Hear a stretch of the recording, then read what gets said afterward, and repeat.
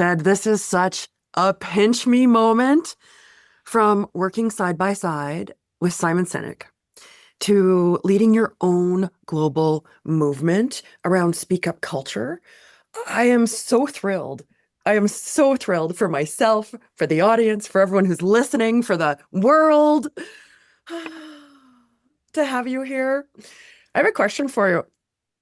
It started off, you said it all started off with a bump in the bathroom. Okay. When you met Simon. Oh, right. It was a bump in the bathroom or close by. How did that Yeah, happen? so that was, oh, that would have been November 2010. And so I graduated from biz school in London, Ontario, Ivy Business School, which I loved my experience there. Mhm. And my first job out of biz school was with Petro-Canada turned Suncor Petro-Canada. I Okay. know you being from Alberta know it well. And on my first day ever, which was I think September 7th, 2009, 1,000 people were let go post-merger, citing post-merger synergies. And so that was my first day. And I walked in as many more were walking out, boxes in hand. And so I entered into a awkward moment. I entered into a tumultuous moment for an organization, understandably. And I felt as though I had sort of a front row seat to organizational behavior, the impact of how leaders behave and communicate for better or for worse in those crucial moments. And so that was interesting. And I fell I don't want to say fell out of love because I don't know if I ever loved it, but a few months in, about 4 or 5 months in, I realized I don't think I want to grow my entire career here. And which was a really hard pill to swallow, a very hard realization, but you can't unknow what you know. Mhm. And some months later, I had a ton of reflection in that time, which I'm happy to speak more about, but specifically with Simon, someone had a friend turned mentor very quickly. I said to him, because I was being moved into a marketing role, and I said to him, I don't know if I can do marketing for an organization that I don't believe what they sell and how they sell it. And he said, watch this talk. And he sent me Simon Sinek's Start With Why, Golden Circle, Yeah. Why, How, What talk that millions of us have seen. And I successfully procrastinated from watching that video for about 2 months. And then one day watched it and loved it and just like had a puppy dog sort of, everything this guy says to be, everything this guy says is true. I just hadn't thought about it or communicated it that way.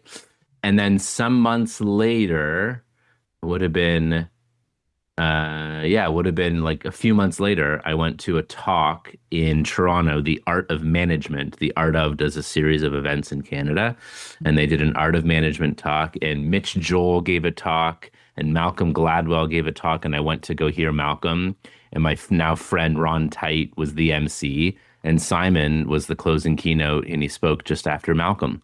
And Wow. I was already sharing Simon's video in the golden circle and writing circles on napkins and explaining the little simple idea that was profound and powerful to as many people that would listen. And I went to this event not knowing that he was the closing keynote. And so I had a chance to ask him a question on authenticity during the talk, which was good fun. And then I literally bumped into him.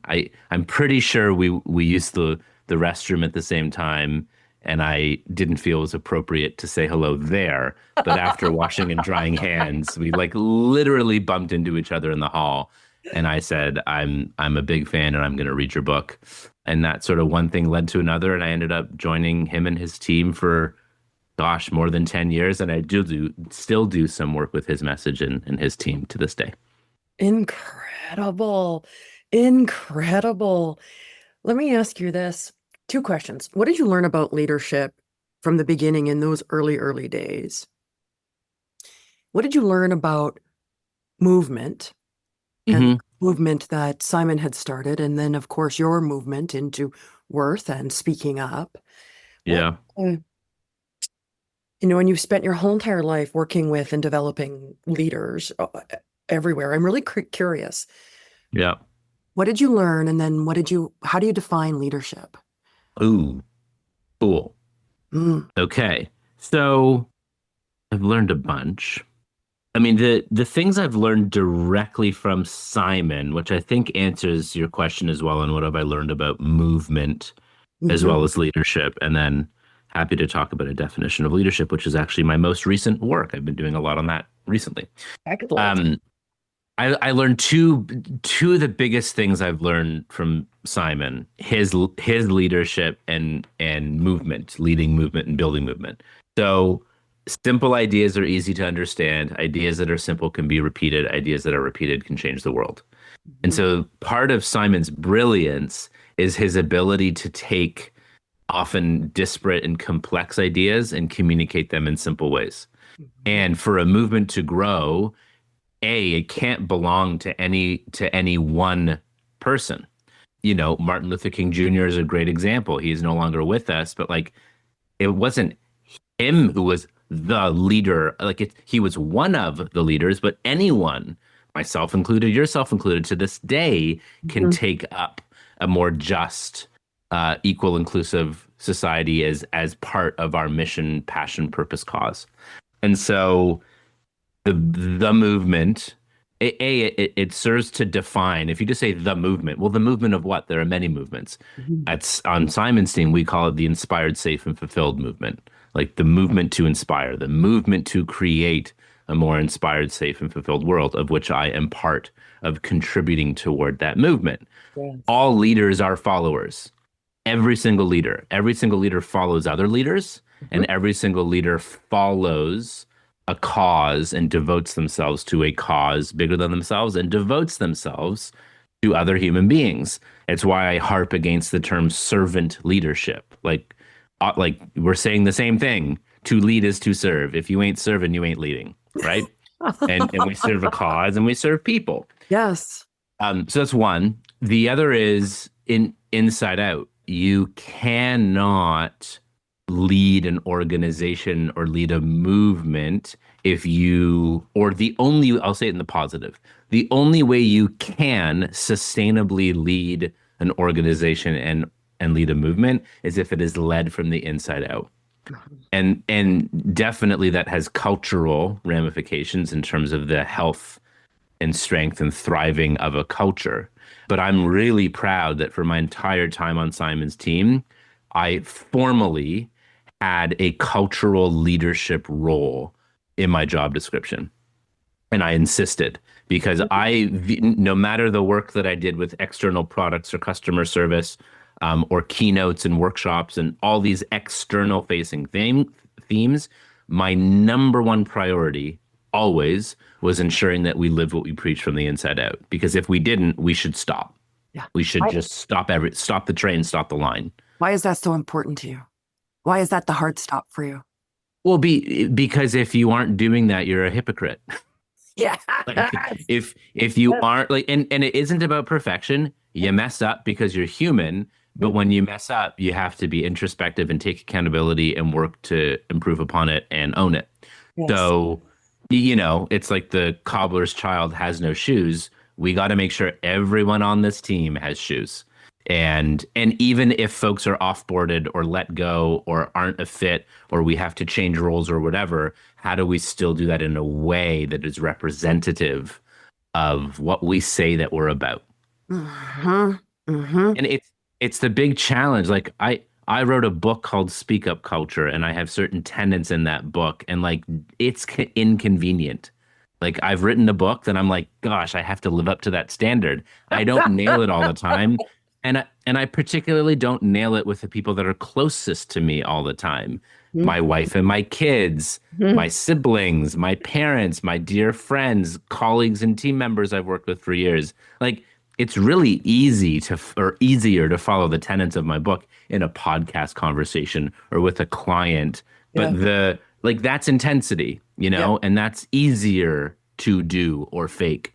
But the real hard work is the consistency and the gosh, I just didn't behave in a way that is representative Mhm. of who I want to be. That's called regret. And regret is powerful because regret reveals to us our values and an opportunity to clean it up and own it.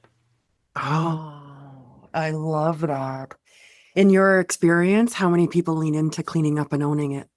I mean, I don't know if that can be quantified, but I do think that I don't know if that can be quantified. Hmm. Um, I think it is rare. I just think it's key and fundamental. Yes. Whatever the number is, a I devote my life and career to practice that. Again, I don't nail it all the time, Yeah. and that's the point.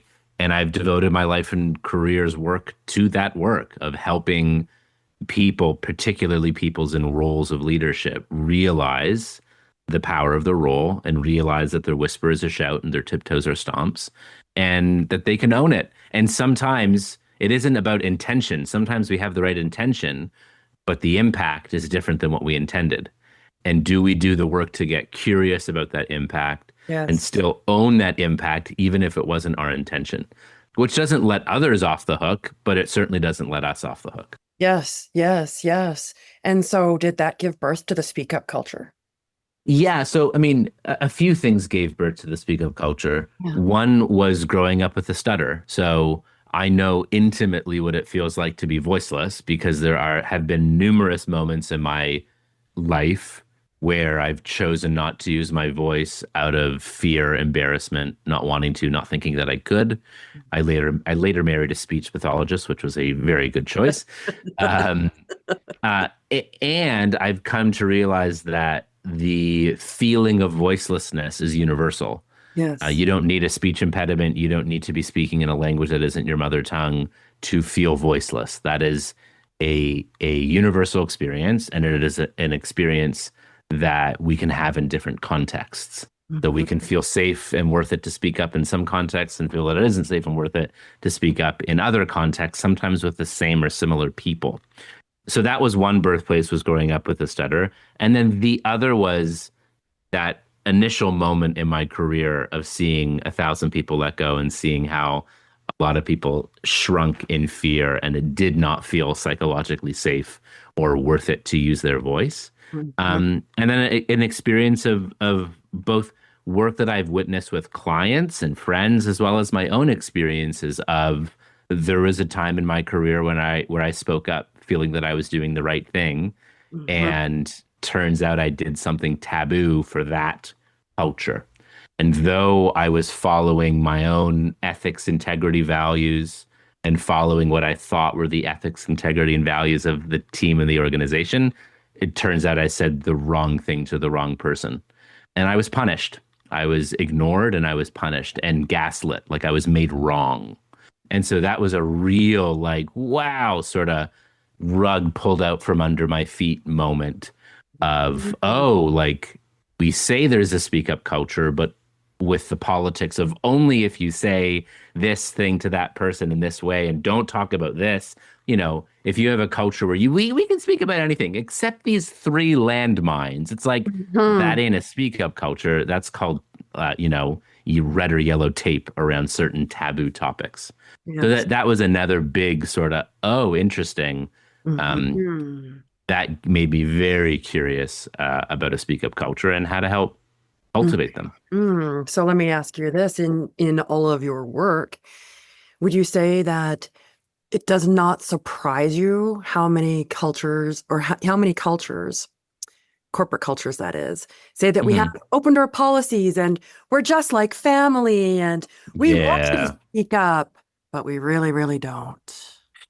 And Yeah. the So, I systemic mean, impact of the worth that scratches in all of us. yeah. Well, I think it goes back to the comment before around being hypocritical or saying something but not really meaning it. I mean, I Mhm. think a couple things. A, I'm not against open door policies. I'm okay with them, but that cannot be your only policy. Yes. Because an open door policy is inherently passive. And Mhm. also, sometimes your door should be closed. Mhm. Like you're allowed to do deep focus work. You probably should have certain conversations in private, particularly if you're in a formal leadership role. And so this notion of, well, my door is always open, why did anyone speak up? Well, it assumes that people feel that it's safe and worth it and have the competencies, confidence, skills to knock on the door and walk in. And so I'm for a selective open door policy because, again, our doors should be closed sometimes. But I'm also in favor of an active roam the halls physically or virtually. And it's hard on remote or virtual teams because we can't just poke our head out and say, "Hey, Nancy, hey, Muhammad, like, help me with this," or "I have a question for you," or "How you doing?" Yeah. And so when we're remote, just the thinking of you or going for walking meetings or having frequent check-ins, like it takes intentional effort to manufacture that serendipity that we have when we're physically in the same place. The whole we're like family, I mean, we're not. And unless it is a family business of which every single person is actually a member of the family, I don't think the goal should be we are a family. Now, if people who are part of the organization say that it feels like a family, okay, like that can be positive. Yes. To me, it should be a community, a team. Community is a group of people who agree to grow together. Mhm. Now we're talking. Yes. Um, Now you we're know, talking. yeah. So I think anytime anyone, especially leaders, because again, their whisper is a shout, their voice is amplified. Hmm. If a leader says something that is not the compassionate and accurate representation of what someone who's part of the team or organization feels like, the response will be apathy, futility, resentment. It'll be not for me. Yes. And so we've got to be mindful. And when leaders communicate aspirationally, that's okay, but there also needs to be an acknowledgement that there's a gap and that our opportunity is to close that gap. Mhm. Mhm. What would you say to our listeners? And I know that there are many who are perhaps in this same spot. What would you say to our listeners that are leaders that have an open door policy and Hmm. don't have anyone coming through that open door? Yeah. Or when you're working with a leader and you send them off on a little journey to go solicit maybe a little tiny 360 up, down, across, how am I doing? And they come Yeah. back and say, I didn't get anything. Yeah. Yeah. What Yeah. does that tell you? And what advice would you give them? Okay, so a couple of scenarios. So one is let's start with the last one first. So if you solicit and ask for feedback and what you get is silence or what you get is all good, you know, likely they don't feel that it is safe or worth it to share their actual opinion. So, which also means if all you're hearing back is negativity and all you're hearing back is complaints, that's actually better than silence. This Mhm. is a really hard thing, and one of the things that I work with leaders, especially when they're starting to implement a speak up culture, and they're like, "We have a great culture, but like anytime we ask for feedback, it's always negative, and people don't understand the larger context of what's going on." And I'm like, okay, two things. One, it's your responsibility to articulate the larger context. So if you're not communicating as well as you think you are, and you don't yet have a system of communication that is robust and healthy, that's on you. But the other piece is, if given the choice between silence and only critical feedback, I'd choose only critical feedback. Also, if given the choice between silence and no feedback versus anonymous feedback, I'd rather anonymous feedback than nothing. And even with anonymous feedback, you can gather themes and then go out and have conversations.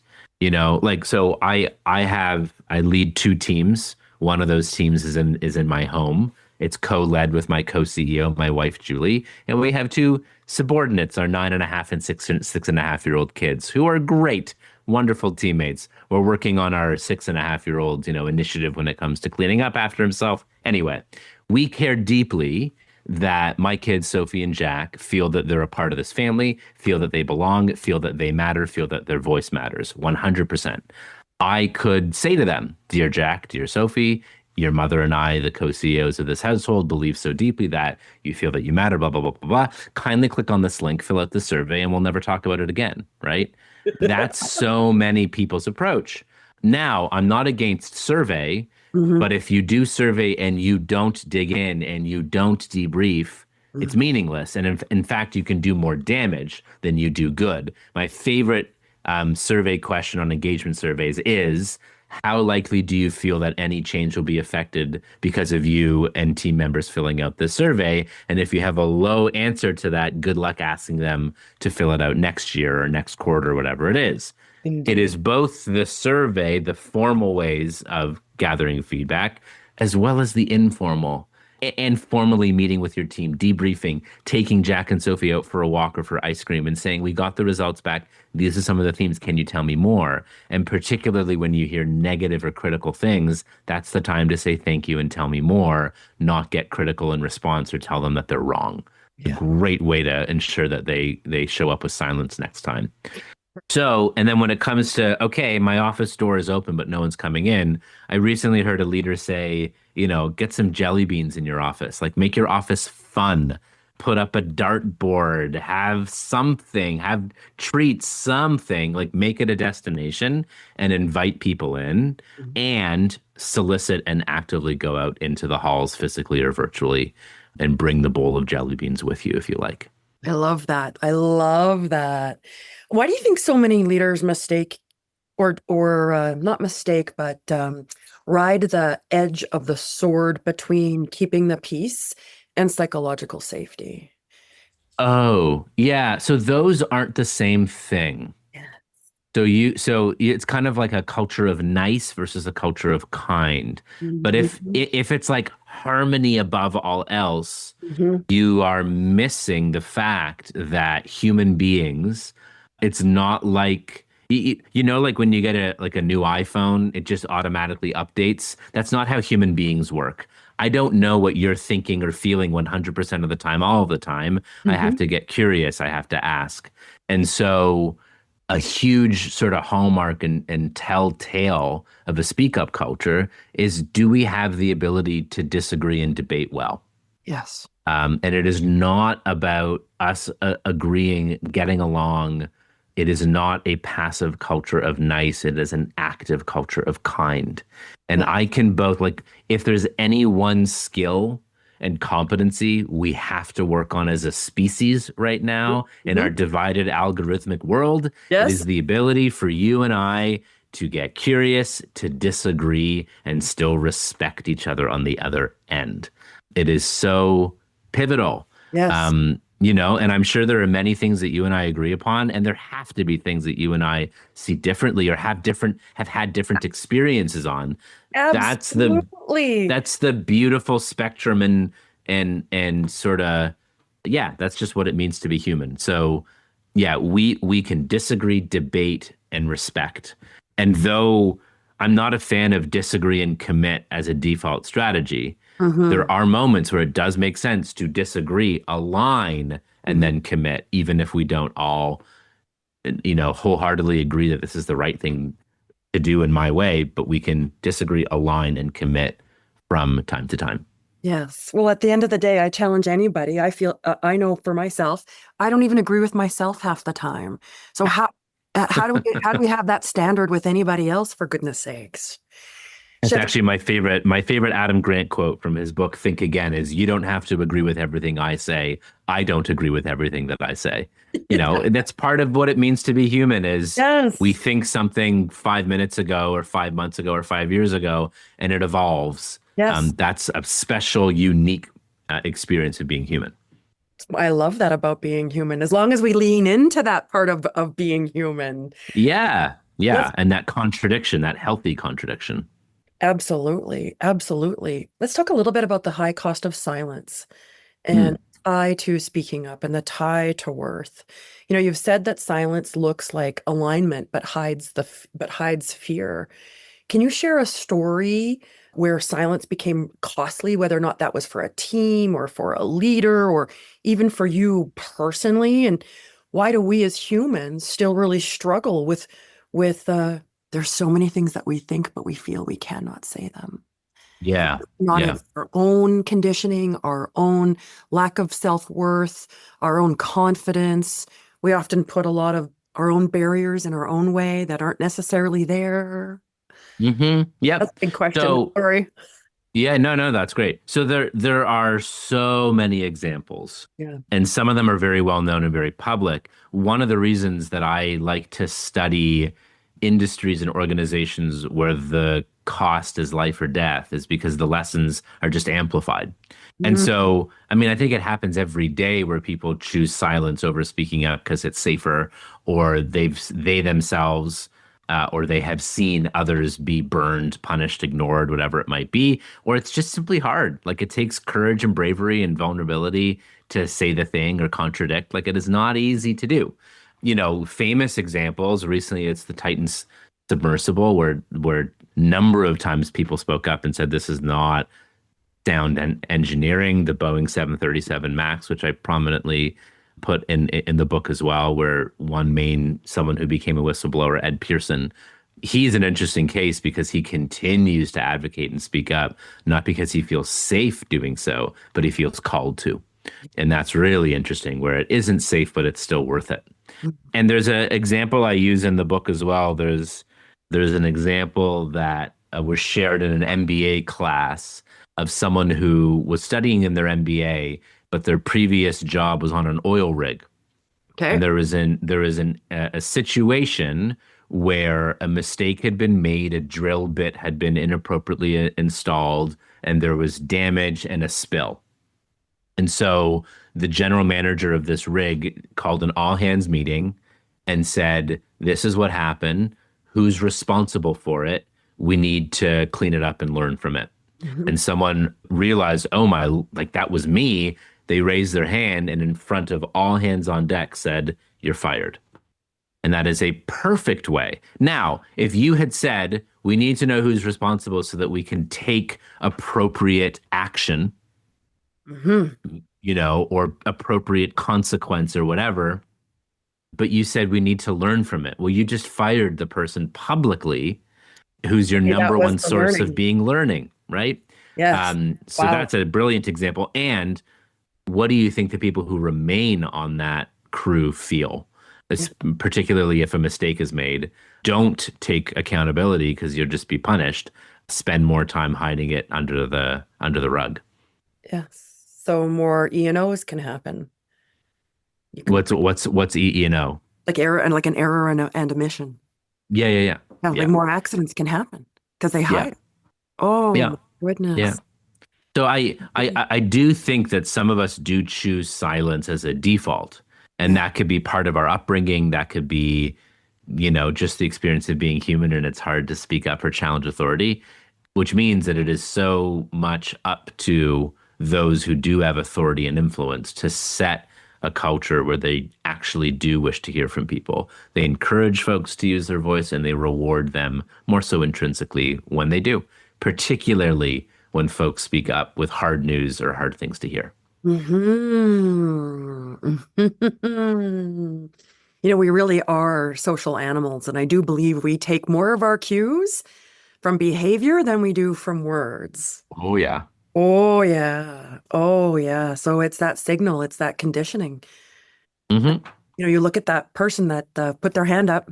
It was me. What do you think the chances are in that person's rest of their working career is ever going to do that again? It'll be harder. It'll Yeah. be harder because we all bring sort of a emotional backpack with us wherever we go. Hmm. And it will take rewiring. I hope that they either join or they create a culture where they go, "I've been burned in the past. I do not want that to be the experience of the people around me."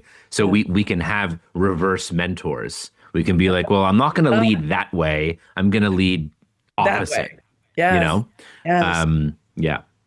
In your opinion, what advice can you give to leaders who are struggling with this? What advice would you give them to make it feel worth it for people to risk honesty? Yeah. I think you need to model what you expect to see. Hmm. And that can be, like we all say vulnerability is a superpower. Well, and authenticity is a superpower. Well, it's vulnerability plus context is a superpower. It's Yes. vulnerability without context is oversharing, right? And it might not be appropriate. So Mhm. I do think that leaders ought to model. So one of my favorite examples of this comes from Alan Mullally. So Yeah. Alan Mullally used to be a senior exec at Boeing Commercial back when it was healthier. And then he took over at Ford Motor Company. I think it was 2004. And he was taking over from a Ford family member who had the reputation of being a bit more tyrannic than effective as a leader. Okay. And so the leadership team that Alan inherited had already been conditioned, don't speak up. They would do project status meetings that were watermelon meetings, green on the outside but red on the inside. But they Sorry.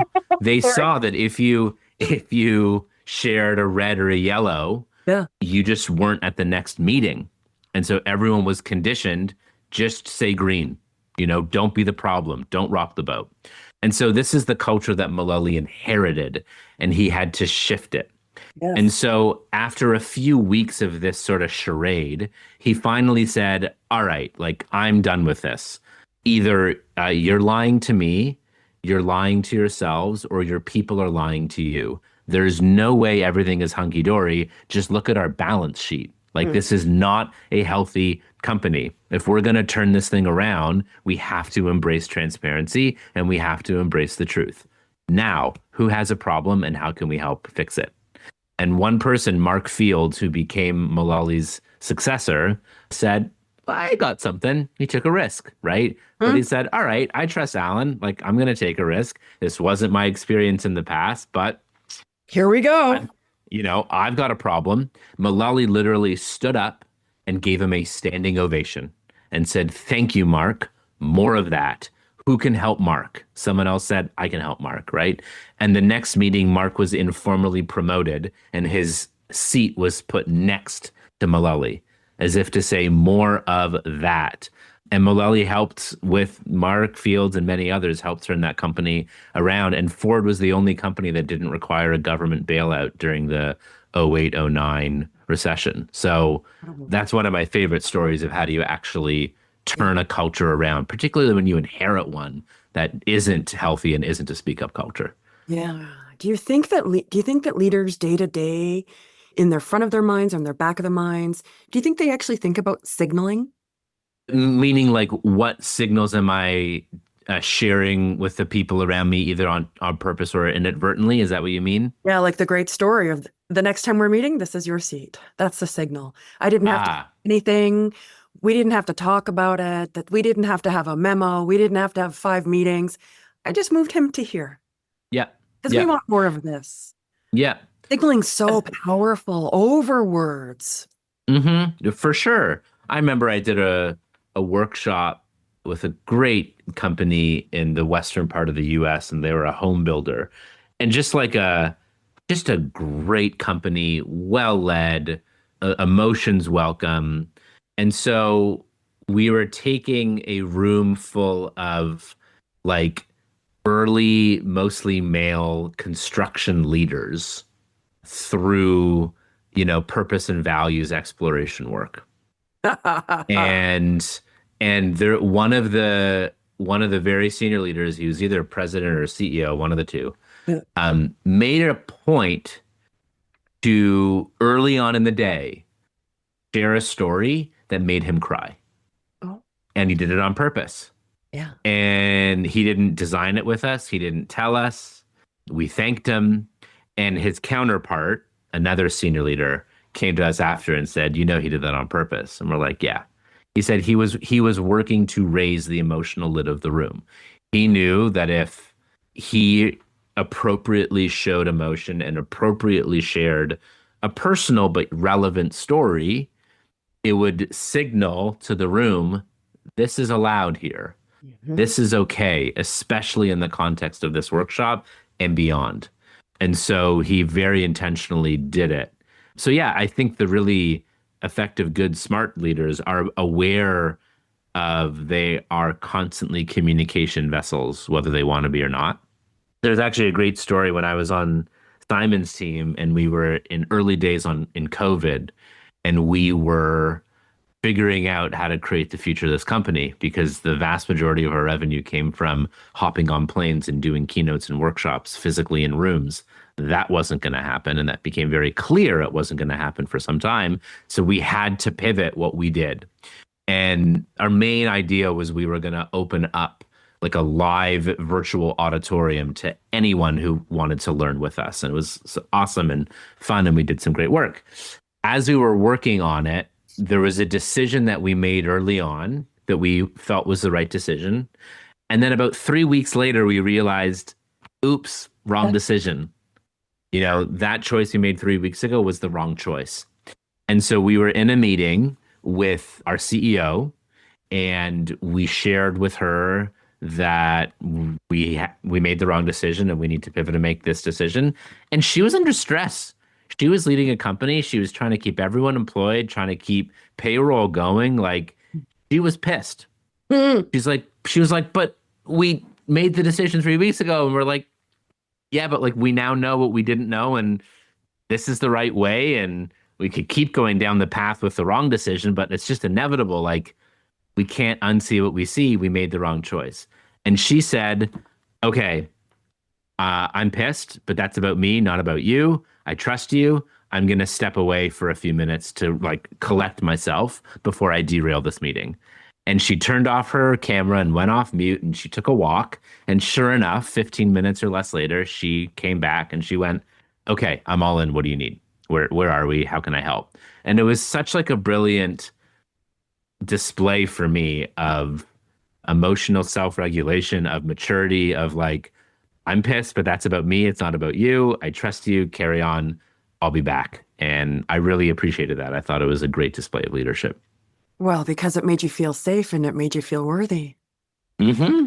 Yes. Yeah. Yeah. And she trusted us and, you know, and realized that her reaction was less about us and more about her. And she took responsibility for that, which I loved. Oh, I love that. I love. Mm. It was interesting because I later debriefed it with her and Yeah. she thought she had failed. And I went, no, that was Really? it. I'm like, thank you. Like that was a brilliant display of you were honest, you were raw, and you empowered us all at the same time. So I went out of my way to let her know that that was appreciated. Oh, I love this. I love this. I love this. I love this. What advice would you give or a takeaway for the leaders that are listening? How can leaders spot and nurture those quieter forms of courage? Because I think that Hmm. was courage. Sorry, how can leaders Spot and encourage? nurture. That's, Yeah. the quieter forms of courage. So you think Hmm. about all the choices that she made in that moment Yeah. in terms of how she could show up and then the ripple effect of that impact. And so if Yeah. leaders are listening and they're listening to and they take away this aha moment, and I hope that they do, which is how Hmm. you show up. What are you signaling? And then, so, Yep. how do you close the loop for the leaders that are listening? How can they spot? How can they get better at nurturing sort of those quieter forms of courage when it comes to worth, when it comes to speaking up? Yep. Yep. So one of the issues or hurdles or challenges with the speak up culture Yeah. is it's not about just hearing the same loud voices over and over again. The true test of a speak up culture is are we hearing from the most diverse set of voices, Hmm. which includes introverts and analytical folks and folks whose language, you know, English, if you're meeting in English isn't their first language, or marginalized folks, whether it's by gender, race, back, like, all the things. Yes. Are we hearing from a diverse set of voices? Because if we're only hearing from the same loudest voices, that ain't a speak up culture. That's just a culture where the same extroverted suck ups keep talking, right? And Yeah. so there's sort of a sweet spot when it comes to a speak up culture, which includes tact, decency, respect, situational awareness, emotional intelligence, and a diverse set of voices. A speak up culture is not sucking up, and a speak up culture is not licensed to be a jerk and get away with it, which is key. Because Mhm. people will say, "Oh, I'm just being my authentic self." It's like, Here we go. well, Here we your go. authentic That's a self has shield. negative impact. Yeah, it's Uh-huh. you know, we want you to be your authentic self, but also your authentic self needs to take responsibility and ownership if you have a negative impact on the people around you, even if unintended, as we discussed. And Yes. so there are often quiet leaders, Hmm. leaders who lead with action. And what's interesting is when quieter folks speak up, we tend to listen more because we're like, oh my God, they're talking, right? Now that's really an opportunity to give them space, not to interrupt, right? Yes. Oftentimes, introverted and analytical folks, they think and then speak, whereas creative, extroverted folks, I'm assuming like you and I, speak to think, Yes. right? Hmm. And so this is why a pre-read is really valuable. Yes. Your extroverts aren't going to read it, but your introverts and analytical folks will, and they can bring their thinking to the meeting. Hmm. When quieter folks do speak up, give them space, let them fumble, let them think, right? We live in a society, especially in North America, where we've conflated extroversion and charisma with leadership. Have No, you ever? nope, nope, nope. Yep. And I say this as a particularly extroverted and charismatic person. Like people like me, sometimes I will speak up because I like to, not because I should be or it serves. And so, now it's fortunate that I've chosen a career path that affords me to speak, but I still have to listen and I still need to zip it. So yeah, I think that the true test of your speak up culture is, are you hearing from the most diverse set of voices possible? Yes. And are you designing experiences with pre-reads and meetings? And hey, we haven't heard from a good chunk of you. I'd love to hear from a few of you we haven't heard from yet, particularly if you have a dissenting point of view. And when Yes. the dissenting point of view arrives, it's not the time to attack and point finger. That's the time to stay curious longer. Like lean in even more. What makes you think that? I didn't Yes. see that. Let me show me what you see so I can Yeah. see. Help me see that because there's And those value in are, that. yeah, and that's a reward. That's part of Yes. the reward piece of the encourage and reward cycle is, Yeah. I don't yet see what you see, but I believe there's merit in your point of view. Tell me more. Huge, huge. Why do you think as we go up in the corporate ladder, that as we rise in power, empathy sometimes diminishes when it comes to this? So there's evidence to show that it does. Indeed. Um, it is because we're a hierarchical species. And Hmm. so as we rise in our influence, authority, and power, people tend to treat us by our title and not by our humanity. And so we are biologically wired to offer our leaders deference. We can talk smack about a leader behind their back as soon as they walk in. Hello, ma'am. Hello, sir. How are you? Can I hold your bag? You're doing You're such a doing good such a job great job. today. Right? And it's because they have power over us. And Yes. so leaders have to know that the more senior they get, the further away they are naturally going to get away from the truth, which means they have to work really hard at seeking, finding, rewarding the truth when it comes up, especially when it's hard. I'm thinking of a particular CEO that I've worked with them and their team. It is a very large, very public, high stakes company.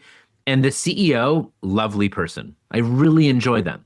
They don't know how much jester work and clown work is going on behind their backs. Like they great, but they don't realize how much people are placating and how much energy and effort is being done to ensure that things are being done in the way that they think that they would want, but like they're not having the candorous conversation.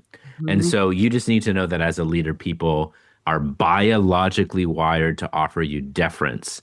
And I Yes. think the greatest, most effective, most humble leaders humanize themselves as quickly as possible and seek truth and reward it when it comes.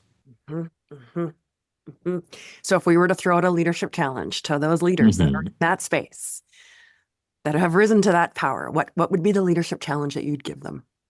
The leadership challenge I would give them is show your humanity, show your fallibility. I'm giving a talk in a couple of weeks at a really fun event that is being put on by a company that everyone knows and uses every day. And they're bringing together a bunch of leaders from all other companies, and they're doing like a full day boot camp on how to be more effective with AI. And Mhm. I'm supposed to give a talk on having the appropriate mindset to be willing to be leading. But the funny thing is, I'm not yet comfortable using AI. And so, how do Yeah. I'm going to acknowledge that in this room, there are partners, there are tourists, there are prisoners. There are people who are leaning in and already using it and being effective. There are tourists like me who know that this is the future, but I'm crawling and not leaping or running yet. Hmm. And so for me, there's like, I will be holding a position of power and authority. Yeah. I'm literally the one in front of 400 people giving a talk on mindset. And I'm going to humanize and say, by the way, I'm not leading, I'm learning. Hmm. And many of you in this room are leading, many of you in this room are learning, and some of you might be resisting, as I have at times as well. So I think there's a way for leaders Beautiful setting to the table. just show their humanity Hmm. and cut through the BS. Yeah, and realize that if you get a sense, like, here's the thing, when you're in a position of authority and you're a leader, your jokes all of a sudden are funnier, Yes. but not objectively, just subjectively. And so, you know, you gotta find and reward truth tellers publicly so that more and more people are real with you rather than just telling you what you think, telling you what they think you want to hear. You know, thank you so much for that. I think that's a lesson for all of us, no matter where we are, no matter if we're a leader of 100,000 or if we're a leader of one. I think it's Yep, applicable to everybody. Wow. for sure. You know, you've built this extraordinary body of work. Speak Up Culture and Worth has absolutely become this beautiful movement. What is next for you? What's calling to you? What's in the back of Oh, your head? Like, what's around here that you haven't quite shaped yet, but you want to go that way? so thank you so much. So, Speak Up Culture is a book that is, yes, about culture, but it also has everything to do with leadership. So I care deeply about leadership development. Mhm. How can those who either sprung to or called to a moment to lead, or folks who do wish to lead, how do we do it better? And Mhm. so I'm working on a podcast right now called Shed Some Light, where we're going to do just that, I where love that. we're going to help leaders understand what it means to lead, understand what it means to build greater trust, understand what it means to cultivate healthy, thriving, strong cultures, and actually do the work. And not just be interesting conversations, but like this conversation, be tactical and tools and here's how you do it, which, by the way, we don't know everything and we're not perfect. So here are some ideas, but there's more out there. That's definitely one thing. The other is a big inspiration of mine is my grandfather.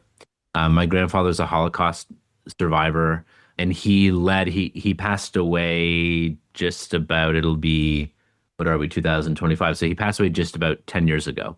But he lived to nearly 99. He was 98 and 10 months. Wow. Um, and just led a life that you can't make up. Like, it's a thing made for the movies.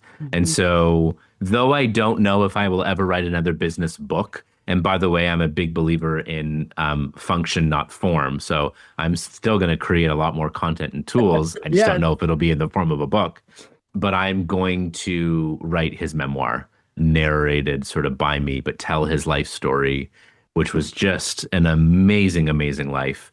And I'm going to do that book. So I'm working on it. Working title is Book of Ben. It might take me 2 or 3 years or more to get it out there, but I'm going to work on that one. Beautiful. Beautiful. I love that for you. I love that for you. Want to do a quick lightning round before we leave? Sure. You ready? Let's do it. You Yeah, yeah, ready? You yeah. ready? You ready? Okay. Hmm. Whatever first comes to mind, Shed. Okay. One word that describes great leadership. One word.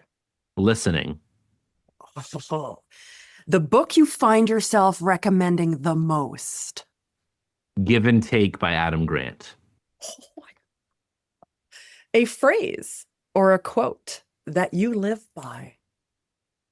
Oh, I would say whether you think you can or think you can't, you're right, which is a Henry Ford quote.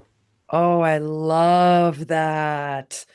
Love that. Best piece of advice that you've ever received.